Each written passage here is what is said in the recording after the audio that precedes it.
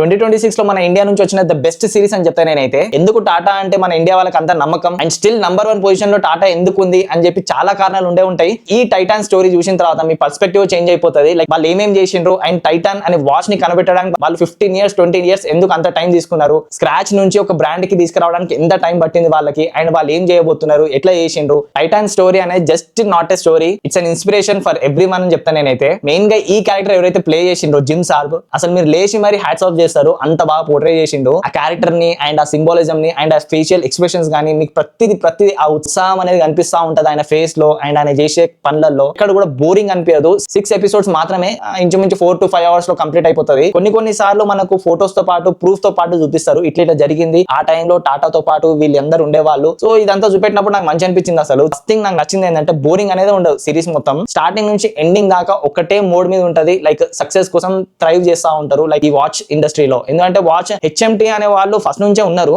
వాళ్ళు తయారు చేసేవి కూడా మన ఇండియన్ బ్రాండే, బట్ స్టిల్ సేమ్ అదే రొట్ట డిజైన్స్ ఉంటాయి వాళ్ళవి, అందుకోసమే ఎక్కువ అమ్ముడు పోవు. సో వీళ్ళు ఏం చేస్తారంటే ఒక మంచి వాచ్ ని కనబెట్టాలి, ప్లస్ డిజైన్స్ మన ఇండియన్స్ కి ఆప్షన్స్ ఎక్కువ ఇష్టం, సో ఆప్షన్స్ ఎక్కువ పెట్టాలి. సో అలా ఈ 15 to 20 years జర్నీ చూపిస్తారు మొత్తం మనకు. టాటా నుంచి అసలు టైటాన్ అనే బర్డ్ ఎట్లొచ్చింది అనేది చాలా బాగా ఎక్స్ప్లెయిన్ చేస్తారు బోర్డు మీద. ఇంకెవరైనా చూడకపోతే మాత్రం చూసేయండి, దిల్ ఖుష్ అయిపోతుంది మీకు. అమెజాన్ ప్రైమ్ లో స్ట్రీమింగ్ అవుతుంది అండ్ ఎంఎక్స్ ప్లేయర్ లో కూడా స్ట్రీమ్ అవుతుంది. సో చూసేయండి, లేట్ చేయకుండా అసలు. So that's the review on made in India the Titan story. Signing off from Mohit. జై హింద్.